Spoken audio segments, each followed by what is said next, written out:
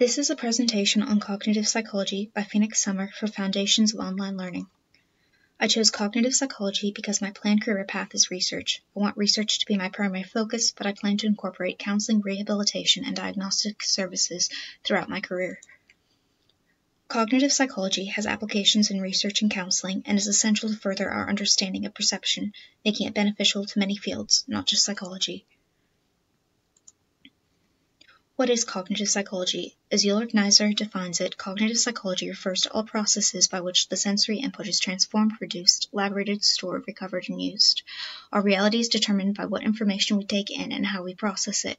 Due to the massive amounts of input from our environment, this requires us to prioritize what we filter, much like the Big Six model. Knowing that our brains can process only a certain amount shows how our priorities affect our reality. Cognitive psychology shows a map of what we as individuals find important, why we make the choices we do, and what patterns of learning we are prone to. How we believe we are seeing and how we see others are prone to bias. There are many types of biases. Confirmation bias is the natural tendency to look for things that confirm our beliefs to be true. What we filter tends to be based on what we expect its nature to be. Some biases are caused by an emotional need to make reality what we want it to be, or making up information just to fulfill the need to understand, the need to be socially accepted, allowing others to determine our reality. Neuropsychology is essential to cognitive psychology because it gives cognitive theory a scientific reinforcement while adding a fresh perspective that is more tangible. Cognition and neurology combined with development gives a thorough look at how we mature and how much control we have over the direction of development. This research can be used with traumatic brain injury and other neurological disorders. Acquired brain injury is easier to research because there is a comparison of the brain before the trauma.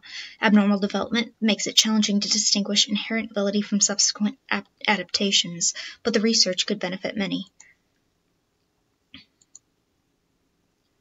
Cognitive behavioral therapy can be used to teach patients more effective patterns of thinking, such as avoiding negative thoughts. Disorders caused by chemical imbalances can also benefit from CBT. When a symptom, as the physical byproduct, changes the person's behavior, that behavior reinforces the imbalance. This is seen with habit forming. The more we do something or think a certain way, we are literally rewriting our neural pathways. If we want to alter our behavior, we need to be proactively aware of our thoughts. This can help with addiction, rehabilitation, trauma recovery, and many more. Research psychology has many consultative aspects that overlap with experimentation. There is consultative work in early development, such as schools, churches, youth groups, where specialists in development may offer advice on individual student need or on curriculum. Based on research gathered in the field, forensic psychologists may consult on individual cases with social workers, and organizational psychologists may consult with businesses, helping make the workplace run effectively and increase worker satisfaction. There are more fields in experimental research on public health and workplace safety, research on group mentality, and much more. These are some jobs that coincide with a cognitive degree and I think make a considerable impact. Health psychologists look at the social and personal factors that affect preventable medical disorders. According to Jason Purnell, health disparity is not just a look at personal responsibility, it's a multifaceted problem. The data acquired tries to determine high-risk groups and bring awareness to people on the issue. The prerequisites for this job are at least a master's. The pay for service-related careers is around $80,000. For clinical psychology, a doctorate is required with at least a one-year internship and seminar participation. Some of the skills required for this job are being able to step out of your comfort zone and be empathetic to the parents' struggles. The pay is exceptionally good, anywhere from $50,000 to $300,000. The work can be emotionally draining, but very meaningful and fun too. It inspires creativity and is intellectually stimulating. Organizational and consulting psychology consists of helping businesses run efficiently. Eduardo Solis, who works with NASA, says, "My job is to study and solve. In nearly 30 years, I've never been bored." A doctorate is recommended for this field. The skills needed are knowledge of the fields you're working with and being able to analyze the attitudes of those workplaces. The starting salary for a master's is $65,000, a doctorate $81,000, and private sector can make $100,000. Judith S. Blanton is a private organizational psychologist. She says, "There's some risk due to the independent nature of the job, when you get paid and how much is undetermined." Environmental psychology shows how we react to nature and our environment and how our surroundings affect our mood and productivity.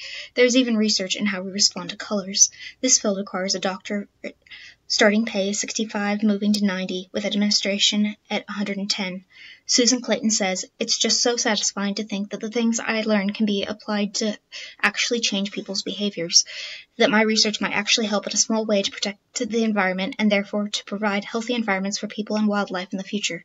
She works at Disney World getting people excited about animals. Clinical neuropsychology is a rapidly changing field. It is used to treat, diagnose, and research disorders. With consultative aspects and clinical ones, it is moving into the medical industry. The requirements are proficiency in neuroanatomy and correlating disorders. A doctorate plus 2-year supervised training and board certification is highly recommended.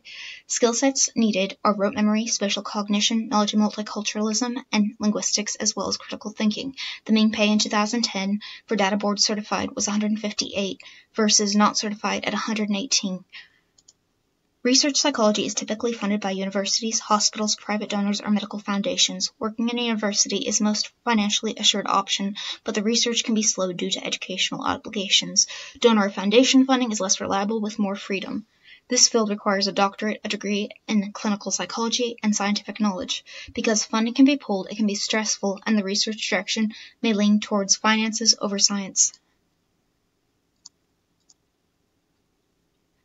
Cognitive psychology is useful in things like shaping our perceptions, choosing our habits, managing and treating disorders, and functioning wholly as a society.